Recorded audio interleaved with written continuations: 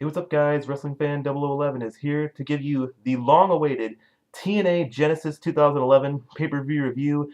And before I get to that, I just want to say I'm really sorry this took so long. I just had a lot of homework to do, and I just got finished with my final exams. Yeah, so I'm just really sorry for that. But here we go.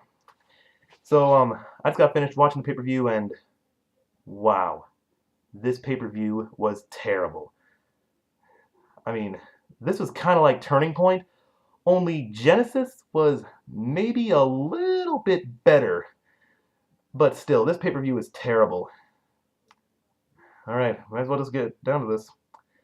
Alright, so the first match on the card was for the TNA X Division Championship, Jay Lethal versus Kazarian, and this was a good match. We actually did see some pretty great high spots, and this is actually Jay Lethal's best worked match so far in 2011.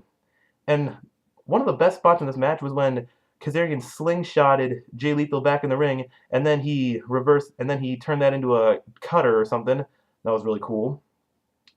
And well, and then the ending came where Kazarian did his backwards tombstone pile driver thing and won the match. And this was good, I guess. I'm rating this 3 stars. And about Kazarian being champion, I don't mind, I guess. He's an okay X Division champion, so I guess maybe he might be a good champion. Alright. Then the next match was for the TNA Knockouts Championship, Madison Rayne versus Mickie James. This match was terrible. I didn't like it at all. And the worst part about this match is that they actually still continued the feud between Tara and Mickie James, because Tara came out when she actually had some kind of sling on her arm, because she injured her shoulder. She injured her elbow during that cage match a couple weeks ago on Impact. And then Madison Rayne had some kind of glove on, and then she knocked out Mickie James, and then she was still the champion.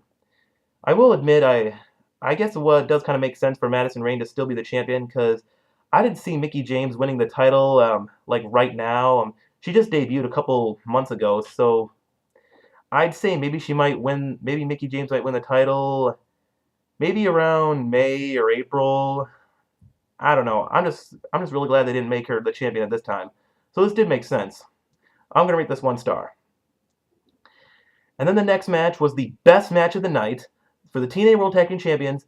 For the World Tag Team Championship, Beer Money versus the Guns. This match was really great. We saw some great high-flying moves from the Guns.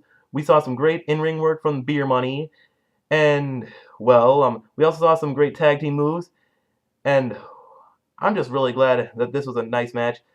I'd say maybe this was a little bit better than the match they had with Team 3D at Turning Point. But this was slightly better. So this was still good. And anyways, Beer Money won, I think, with a DWI, because I actually watched this last night and my webcam wasn't really working, so actually it was working. I just wanted to do it tomorrow. But so I think Beer Money did win with a DWI, and so I'm gonna rate this 3 3/4 stars. And with Beer Money being the tag team champions, I have no problem at all. They're a great tag team. And that's what the thing. They're just a really great tag team, and that's what I like about them. Okay, so with Beer Money being the tag team champions, I have no problem at all. But the Guns were still great tag team champions, so this is good. But then after this match, the entire show just went downhill. And so the next match was Bully Ray versus Brother Devon, and surprisingly, this was pretty good. I wouldn't say it was a great match, but they did work pretty hard in this match. The crowd brawling was really good, and, well, like I said, the guys did work pretty hard in this match.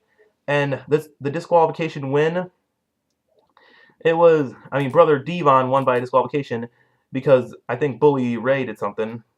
Wait a minute. Oh, wait, I remember. Bully Ray won. Sorry. I meant Bully Ray. Sorry.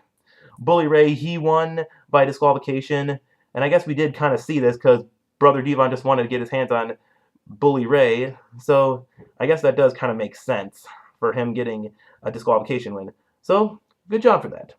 I'm rating this 2 stars. Then the next match was for the TNA TV Championship, Douglas Williams versus Abyss, because AJ Styles couldn't he couldn't wrestle tonight because he had some kind of limp, And this match was terrible.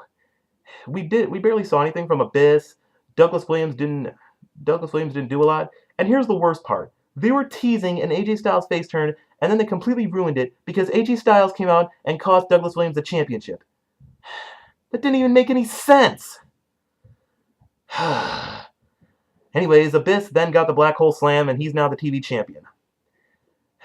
Why can't... This is the thing I'm saying. Why can't they make AJ Styles a face? Why can't TNA see that they want to see AJ Styles more? When AJ Styles was a face in 2009, that's what made it to the year in 2009. I just hate a heel AJ Styles. They should just make him a face, which probably won't happen for a while because of that. Anyways, I'm rating this match 1.5 stars. Then the next match was Rob Van Dam versus Matt Hardy.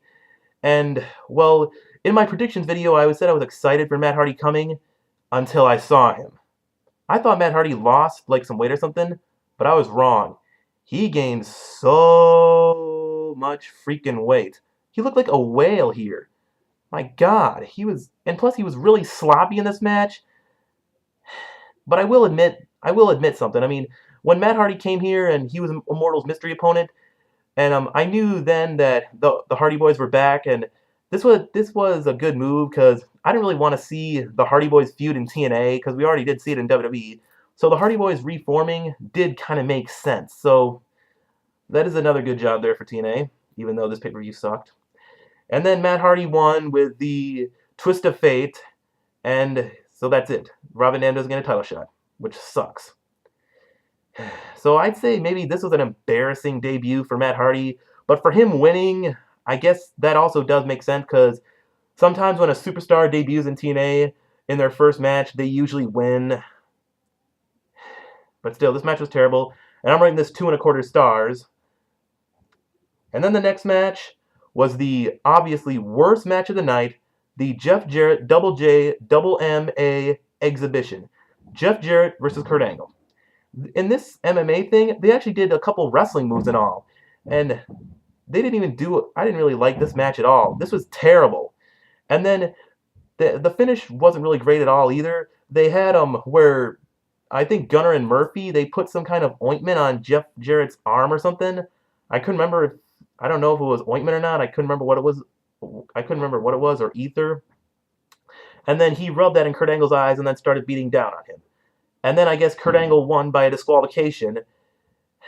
And I'd say, of course, this was the worst match of the night. And I'm saying this is a dud.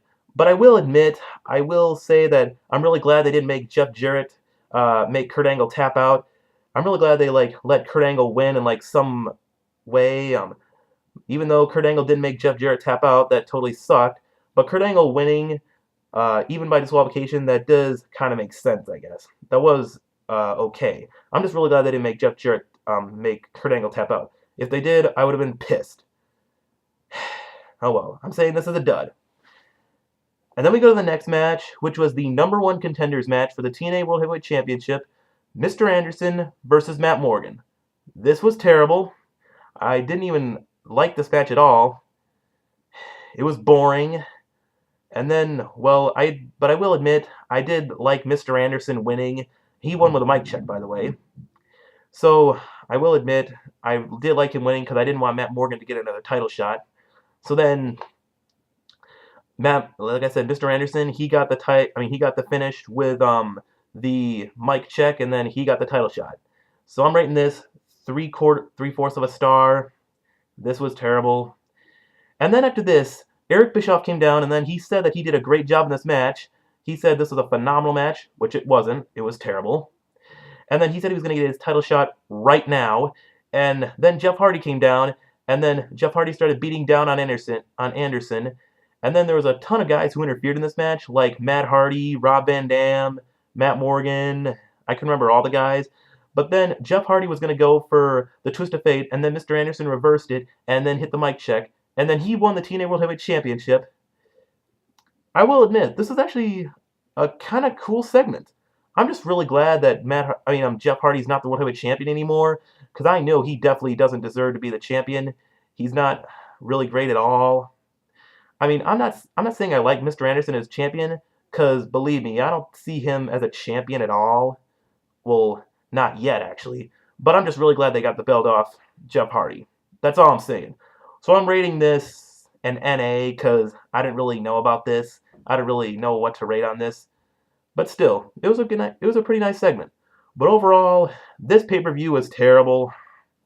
I was really disappointed. I was expecting like maybe a decent pay-per-view, but this was terrible. So I'm rating this 5.5 out of 10, and that's it. So I'm Wrestling Fan 011, and I'm out. Peace.